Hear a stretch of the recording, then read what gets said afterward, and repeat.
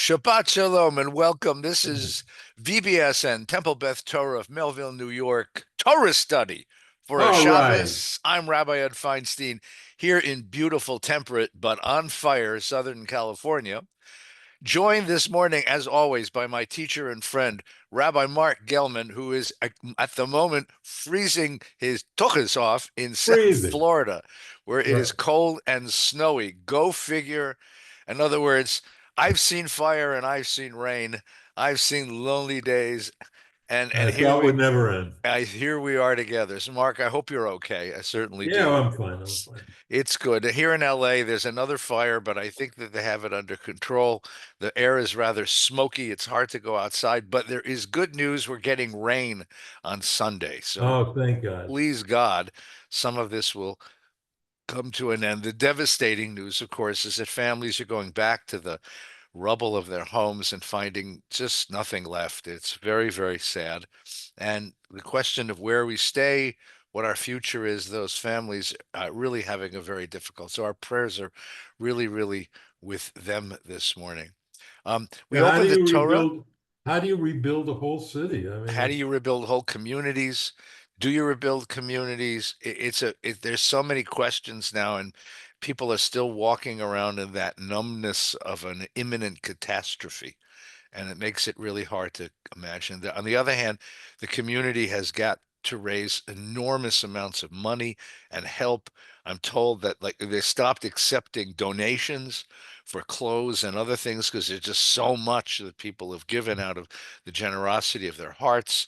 Um, all the major rock musicians are about to put on a concert here. Amazing concert to benefit the victims of the fire. So we just pray that these families at least feel the support and love of a community around them as they go what's through with the this. Pasadena synagogue that got burned down? Well, they're right now meeting in a local church, and they're talking about what to do next. It'd been there. The building had been quite. It was an older building, so it was part of the ethos of the community to be, and it was a beautiful community. Out that area of No, it's Pasadena, gorgeous there. Altadena is a lovely, lovely residential community. That synagogue has been there for a very long time, and they're trying to figure it out. So this morning we opened the Torah to the second of the four Torah portions that tell us the story of the enslavement and the liberation of the people Israel. The enslavement takes place in just a few verses. In the first portion, the Parshat Shemot. This week, Vayera, we're going to talk about we're going to be talking about the plagues and what God does to bring this to an end. We all know this from the Passover Seder. We know that God sends 10 horrifying plagues, and one by one, they break down the will of the Pharaoh, and one by one, they decimate the landscape of Egypt, starting with the Nile, turning to blood, and then frogs, and all of the other horrifying things when you think about them. And you watch the way that both Egypt is destroyed physically, but more than that, it's destroyed in its confidence in itself. Now, the quick question here, Mark, is why this narrative? What is this narrative really there trying to prove? If God wanted us out of Egypt, he could have snapped his finger and God, we would have been out of Egypt. It would have Yeah. taken us one plague. Why 10 plagues? And Egypt, of course, in the ancient world, and you've taught us this before, Egypt is this world center of magic tricks. In Yeah. fact, when Moses is in presence of Pharaoh, Pharaoh says, "Show me a sign." The magicians produce the same signs. So Well, up to a point. Yeah. up to a point. So what's the purpose of this narrative? What's the purpose of the plagues? How does this work? I think the one question about faith that links us to this parsha completely, and that is just as alive in our lives as it is in the lives of our ancestors in the Torah portion, is what constitutes proof for faith? What constitutes proof? And the plagues represent one possible answer, which is unless there's a sign, an empirical sign, meaning a sign that you can validate with your senses. You can see it, touch it, where it comes out of the world. It's you look at it, it's real. Unless there's a sign like that, there's no proof for faith. That the advantage of that point and that point of view about religion and faith is that it's very clear. That is the proof for faith, it's the proof for science, it's the proof for anything. If you can't see it, it isn't real. If you can't touch it, it isn't real. You can touch the frogs and the locusts and the this and that. And so that's the point. It's real, it's measurable, it's obvious, it's present in the world we see. The problem with it is that it doesn't establish what faith is about, which is something that's beyond proof. It doesn't establish trust. Trust is what faith is about. Science is what is, faith is what ought to be. And this idea that we have to wait for a sign deprives us of the ability to believe, to trust in God before we see a sign. And those two basic points of view, trust versus empirical evidence, are at war in this week's portion and in the Torah. And you see two different points of view. When Moses goes out and kills the taskmaster, he does it without any sign from God. It just shows that he has a belief that people, innocent people, should not be hurt.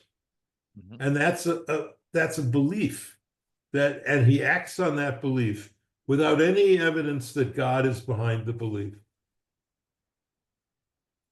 But when he talks to God about how to free the people, he has this wrong idea that, well, they won't let you go. God says it actually. They won't let you go except by a yad chazakah, by a strong hand. So let me give you some signs to convince the people to leave. Mhm. Well, what it ends up doing is it ends up convincing the people that God is just a more powerful Pharaoh, not different than Pharaoh. And I think each of us in our own lives live with that contradiction. On the one hand, we want evidence that our faith is real. But on the other hand, we understand that asking for evidence is a very low level of faith. And Mhm. that's the contradiction. Which one establishes our belief in God better? Yeah. You remember I told you that there's this sweet little movie when I was a kid called Oh God, where George Burns plays the Lord, which I think is a marvelous, the comedian George Burns. Um, and there's a scene in which he's taken to court, and the prosecutor says, "Are you God?" And he says, "Yeah." He says, "Prove it." And George Burns looks at him for a certain amount of time, and then he pulls out a deck of cards, and he says, "Pick a card, any card, if you want a magic trick." But then what a magic trick proves is you know how to do a magic trick, that you have the power to do a magic trick. It doesn't establish, as you said, a relationship. It doesn't establish a sense of trust. My wife loves to, when she's relaxing from work, and she works so hard taking care of people. So when she wants to sort of kick back and relax, she likes to watch these romantic movies on Hallmark. Right. And they all have the same sort of plot, boy meets girl, boy does all these wonderful things for girl. Girl says, "Oh, I love you. I love you. I know you love me." And he turns out he's a rat, you know, and but the question is, how do you build relationship? How do you build love? It's not based on any one thing, right? It's based on a long series of connections that gives you a sense of who this person is. In this case, who this universe is. To believe in God is to believe in a world that is ordered, a world that has possibilities, a world that cares for me, a world that hears my cry, my scream, my sigh, a world that sustains my hope. And you're not going to get that from one moment. I mean, the people Israel are going to cross the Red Sea. And at the other side of the Red Sea, they're going to proclaim Adonai Yimloch Le'olam Va'ed. God is going to rule over us forever. And the Torah says, Vayaminu b'Adonai b'Moshe Avdo. And they believed in God and they trusted Moses. And that lasts 3 days in the Torah's telling of the story. 3 days later, they're back to kvetching again because that's not what does it. The question is, what does it?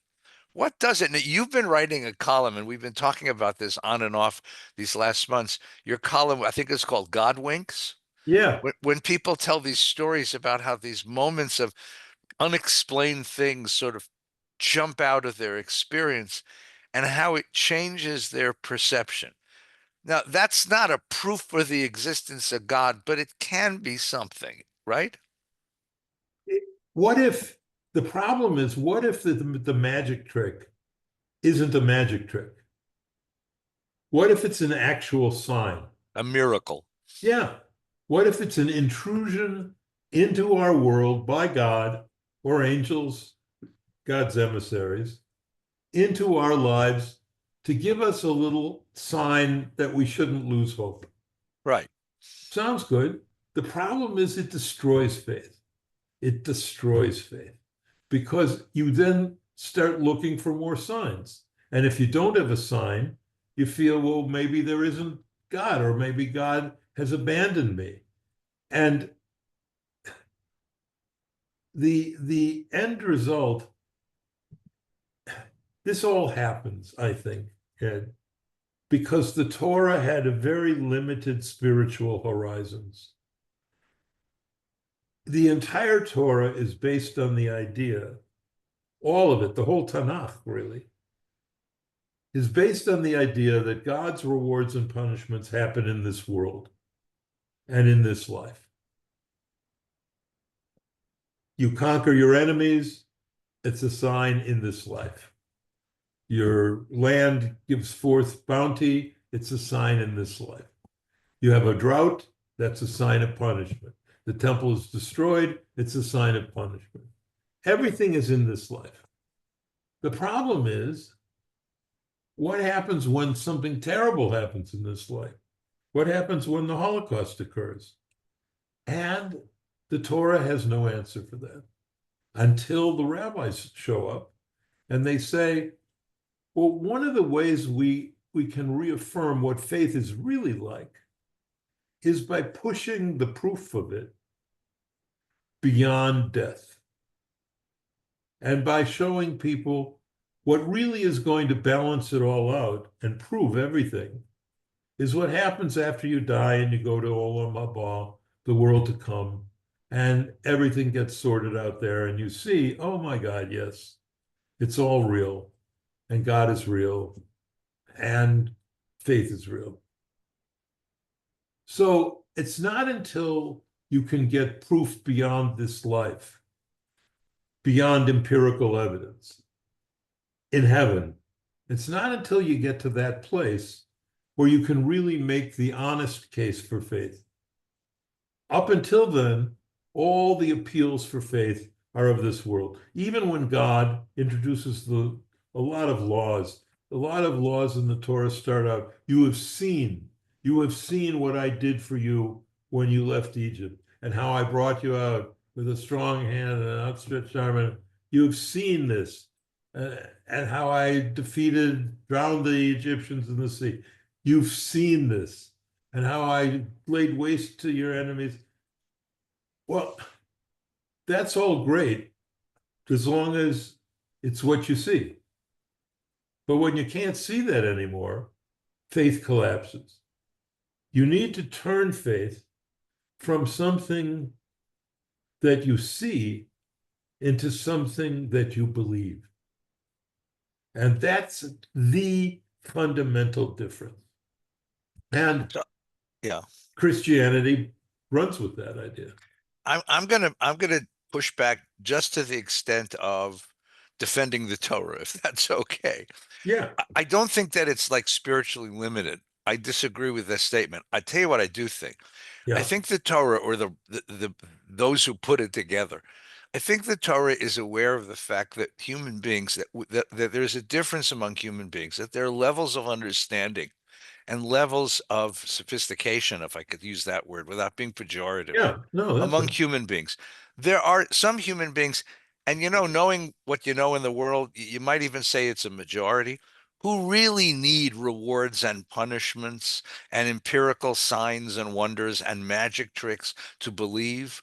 I mean, how many times do people vote for a candidate? I'm not being political here, but how many times do people vote for candidates who promise them lower prices and better this and better that?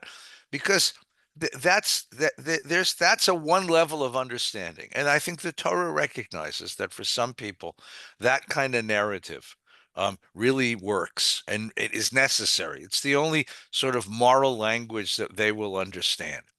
But I think the Torah also understands this, not just the Torah, the Bible, and I think you're absolutely right. The rabbis later on come to understand the deep limitations of that theology, the deep limitations of this game of rewards and punishments and the game of signs and wonders and magic tricks. yeah. And so it moves to a higher level, I would say, or deeper, higher level. Let's use that word. Yes, yes, It yes. moves to a higher level, and the higher level has to do with a sense of, can you have hope in this life? What can you hope for in this life? And what would the universe have to look like to sustain your hope? What would the universe have to look like to sustain your hope? And the idea that if you don't, if you what would you what happens to you if you give up that hope? What happens if you stop thinking that I can make a difference in my life, make a difference in the world, and retreat into your own private satisfactions instead of reaching out to help a neighbor and to help a friend? What kind of society do you end up with? I mean, I think that's the picture of Egypt. Egypt is the society of egotism, right? It's a society ruled by this pharaoh who controls everything and everybody and uses everything and everybody. And the Torah offers itself as an alternative, not because God's magic tricks are bigger, but because if you'd rather live in a society where people cherish and cherish each other and see the preciousness in each other and see the image of God within the other, you end up with a very different experience, a different historical experience. So I'm suggesting you're right when you say the Torah is limited, but because it's talking to people who are limited. But then I Yeah, think it offers you clues to a higher theology, a deeper theology, a more sophisticated and more powerful theology, which is what it offers us when you're ready, when right. we're ready to hear it. Yeah, I agree with that. And I think that common understanding we have explains why they complain 3 days after they go through the sea. And they've seen all the plagues, and they've seen the big plague, the splitting of the sea. They've seen everything. Yeah, They've seen more plagues and miracles and signs and wonders than any generation ever. And 3 days later, they're complaining, we have no water, we have no garlic, we have no meat. right. And 3 days. And the answer of why they would do that is because empirical evidence for faith does not sustain itself. Yeah. You become a miracle junkie. One of Right. the problems I always had, and I would argue with Tom about it, is people who go to psychics and they feel some comfort that they were able to connect with their loved ones who have died and get some message. All of a sudden, they're going to psychics every week. And they're going to psychics every week. And they're buying stuff and doing stuff and giving money to the psychic. And the end result of it is you don't ever accept the death of the person who's gone. Mm, You just become a junkie of, wait a minute, they didn't really die. They just have a different phone number. And the psychic knows their phone number, and I'll go to him or her, and they'll dial it up. And so the problem of having a life after death belief, which you know I'm a big fan of, is that even it can be perverted right. into a low level faith in which you're never really believing anything. You're never trusting anything. You're just waiting for someone on the other side to say, yeah, it's real. this is real.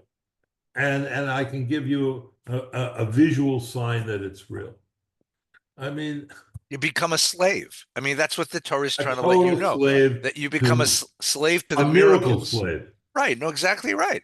You become Yeah, a slave to the miracles, a slave to the magic tricks, a slave to the voices from beyond, and you never become a free and fully developed human being. And right. that's part of what the narrative is really trying to tell you. In the same way of look, let's use a better, a more tangible, palpable analogy. In the same way that if a relationship is only based on what you've done for me lately, Yes. right? Bring me a present and I'll know you love me. Take me out to dinner and I'll know you love me. You know, that's not a relationship. No. There's a slavery to that. And the problem as well is that you become a slave to the person who produces the miracles.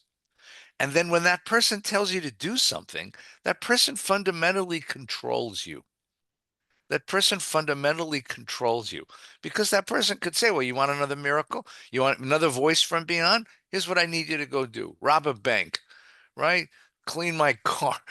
That's when you end up with this sort of crazy cultish relationship.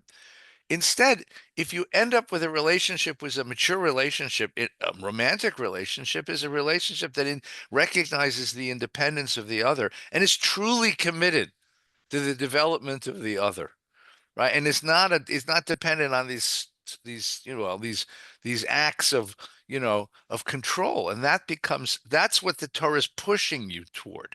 But it takes us all the way to Deuteronomy before you start to hear that, and probably all the way into the Tanakh Oh before yeah.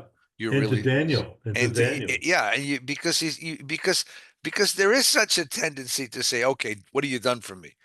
It's a transactional. It's hard to Yeah. break out of the transactional behavior, the Correct. transactional relationship of okay, what was it? That wonderful scene when Jacob wakes up from the dream and he says, okay, God, here's what I want out of you, right? Yes. You bring That's me, it. you send me where I'm going, you bring me home, you make sure my shoes don't wear out, you take care of me. God, I give you 10%. It's like the scene from The Godfather. There's an immaturity to that. Yes, And that's yes, what the Torah is trying to tell us. spiritual immaturity is the perfect example of, and there's a wonderful midrash that I just love about this, which is from the rabbis trying to undermine this idea of being a miracle junkie. Say, you assume their attitude was you assume that if you walk through the Red Sea, for example, there'd be no way that your faith could ever be damaged because look what you're looking at, look what you're seeing. Right. So the rabbis say, teach this midrash, and then the midrash they say, there were people who walked through the Red Sea and did not see the nace. They didn't see the miracle. And the rabbi said, well, how is that possible? And they answer, because they never looked up, so all they ever saw was mud. Mm. And that line, they never looked up, so all they ever saw was mud, to me perfectly encapsulates the problem with miracles and its relationship to faith. Right. And then the rabbinic answer to that is brilliant. You know what the rabbinic answer? I taught this the other day. You know what the rabbinic answer to that is? It says, Baruch atah Adonai Eloheinu melech haolam darum didum. I'm going to show you that miracles are happening to you all the time. Yeah. And that the most mundane and ordinary experiences, getting up in the morning, tying your shoe and drinking a glass of water, eating a bagel and Going hugging a to the child, bathroom. these are all miracles. When you think Yes. about the remarkableness, if that's a word, the remarkable quality, the wondrous quality. That's why Heschel said that wonder is the most powerful foundation of faith. Because if you're looking for miracles, then if miracles are what you need, then there is nothing in the world that isn't a miracle. The fact that you keep breathing is a miracle, right? I think the mother of all brachas is Shechianu, which just says this moment is a miracle. Just to have reached this moment is a miracle. Because then, if you're living on a diet of miracles, suddenly you find yourself in front of a feast. You find yourself in front of a feast. Even in difficult moments, you find yourself in front of a feast of miracles. If Yeah. that's what you're looking for, said the rabbis, I'll show you miracles. But I think your other point is much more important. It's really the building of a relationship, the building of a trust, and an orientation to the world. And the mature orientation of the world takes you out of that need for constant, right? That need for constant reminders that God is there for you and watching out for you. And you go do your own. And then I think that the next step of it is your own capacity to care and to love and to produce miracles, your own capacity, the power of God in your own fingers. There's a great teaching of the first Lubavitcher Rebbe, Shneur Zalman, who once taught, he said, in the life of every religious person, there are certainly moments of doubt and certainly moments of atheism, even when you just give up on the whole business. He said, and what do you do with those moments? You go do one selfless act of chesed, one selfless act of kindness, and you'll feel divinity in your own hands and your own fingers, which is such a beautiful idea. You want a miracle? Go make one. Go make one. And then you will understand what it means to truly build a sense of an orientation to the world and that sustains hope. Right. And the rabbis had enough wisdom about miracles to say, Ein somchin al hanes. Yeah. Don't depend on miracles, Yeah. which is a brilliant teaching because it's not saying miracles are not real. Miracles are real. And sometimes things happen for which there's no rational explanation. These, my readers for months have been sending in stuff that you just can't explain other than this is some kind of sign.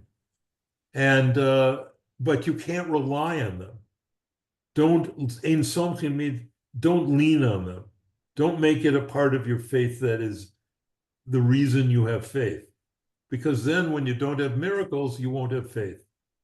But if your faith is based on love and trust, that God will not abandon you, that even though you walk through the valley of the shadow of death, God is with you. Ata imadi. So what is the role? What is the role of those moments? The If you're not going to miracles, depend, if there's miracles, those God winks is a beautiful phrase, by the way. yeah, If those God winks are not the source of my faith, then how do you characterize them? What that are is they? a wonderful question. And I don't know the answer to Well, it, but what comes to my mind is my wife knows I love her, but I still give her flowers on our anniversary and a present on her birthday. okay. Right? I still bring you do small gestures of love and care, not because it's the source of faith or even the substantiation of faith, but simply as a recognition of faith. In some ways, what the God wink is not God reaching into my experience and bopping me on the nose. It's the fact that I'm open and aware of these things. It's a statement of me. I'm paying attention. I'm paying attention. How many miracles happen every day and we don't pay attention? Yeah, Right? absolutely right. And I don't know, but that still doesn't explain to me why some people get the signs, other people don't. Because they're not paying attention. When Well, the that's kids in possible. school, the kids in school ask me all the time, Rabbi, if God talked to Abraham and Isaac and Jacob and Moses, how come God don't talk to us? So the answer is very simple. God talks to people all the time. We're just not listening. Actually, what I really told them was God doesn't talk to anybody who watches television because television is the opposite of revelation because it comes right at you. And revelation demands a certain sensitivity and paying attention and care and listening. I think that's part of it. I think the only way I can analogize it, I when I when Max and Mara, our children, were growing, I had certain ideological problems. I hated giving presents on Hanukkah because it ruined the holiday. So Oh, I they would, must have loved that. no, they didn't like it. Dad's an But ideologue and we don't get yeah, presents. okay, but Good. here's what I would do. Mazel tov to On a us. week, on a week when there was nothing, I would take them into FAO Schwartz in New York City Ooh, and nice get them place. toys and stuff and take them. It was a beautiful little You ritual. are the Grinch. You are the Grinch, Gelman. I I'm was a telling you. Grinch. Okay. But the point of it is that the best gifts you get, the miracles you get, are gifts that come at unappointed times. Right. Look at Moses at the burning bush. It's a perfect example and paradigm of all these godwinks. He's just tending the flocks of his father-in-law Jethro. And he's just wandering around and he sees a bush burning and it's not consumed, which in itself, as Arnold Wolf and Kushner and others have said, look at what's interesting about what Moses revealed at that burning bush is burning bushes in the desert are not unusual. These bushes have a lot of resin in them. And when the sun comes and hits them hard, they can sometimes spontaneously Yeah, combust. sure. Okay. What is the interesting point about the story is that in order to know that the bush wasn't consumed, you had to have patience and look at the bush for a bunch of time to Right. see, man, it's burning, but you know what? There's still leaves in there and Right. it's not being consumed. So Right. one of the things that it takes to see miracles is patience. Don't think that because you need a sign now, you get a sign now. It doesn't Yeah. work like that. Right. Right. You have to Right. have patience. And Right. then even with patience, sometimes it doesn't happen. The And so guy's I late. think The guy's there's late for the appointment, and he's praying to God, dear God, for anything, just give me a parking place. And all of a sudden, a parking place opens up, and he says, "Never mind, God, I found one." It's like, exactly. right. Yes. Right. So we have a lot of selfishness, and what I particularly love are when people who are lovely people, but whatever they haven't spent their life thinking about the great mysteries of the universe. And they'll say, I don't think there's a God, and I don't think there's a this and this. And well, thank you very much. Thank you. And when you talk to your friend Plato and Aristotle, what what do they say about your ideas? I mean, people just assume that they all have an expertise about religion, but that's not true. Right. There are some people who are geniuses, like Beethoven, was a genius about music. And there are people in the spiritual world who are geniuses and who are able to just pull out of that spiritual world truths that none of us are able to see because we aren't geniuses. We are not saints. We're not like that. Right. So, and why are some people geniuses and some aren't? Well, that you cannot explain. Well, That but your point is very important. Part of miracle, part of the phenomenon of miracle that makes it extraordinary is a readiness to hear and recognize and accept it as miracle, and then to celebrate it as miracle. Look, the story you've told us wonderfully times, how you met Father Hartman. yeah, I mean, you're a rabbi of some importance in New York, and this Catholic guy shows up in your life fortuitously, right? It could have been a one-time thing. You'd have done an interview, and it would have been the yeah, end of it. yeah. But something clicks.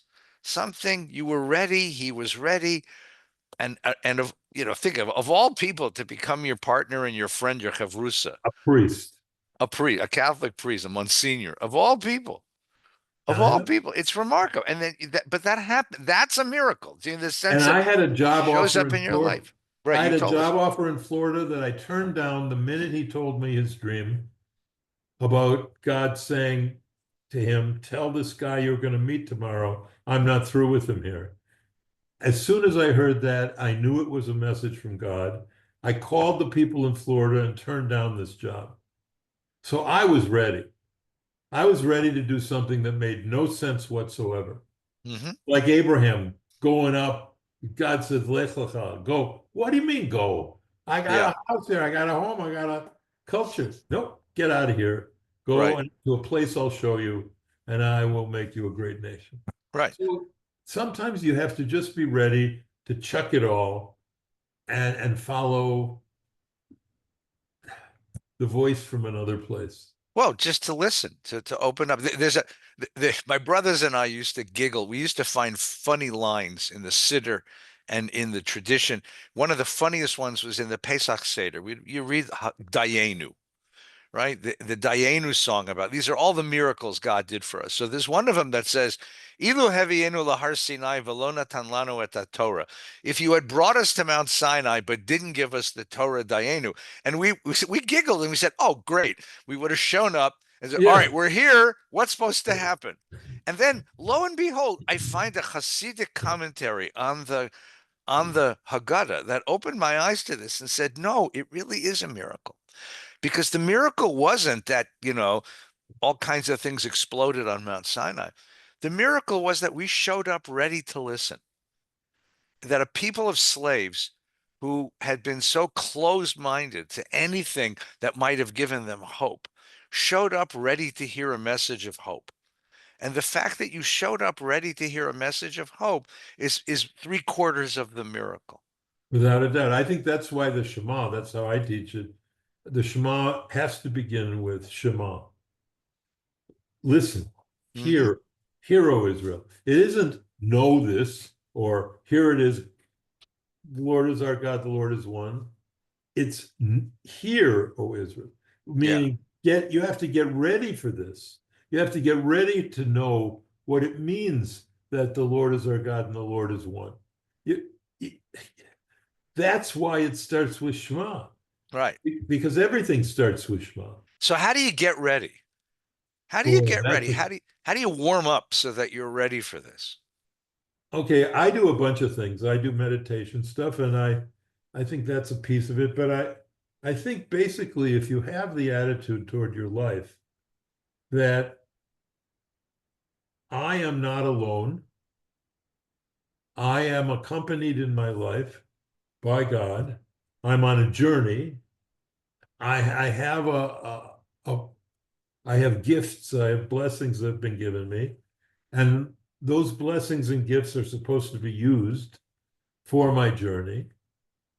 And I'm just trying to hear what God wants me to do next. Sort of like God is not through with me. Well, okay, what does God want me to do next? And if you start thinking in those terms, what does God want me to do?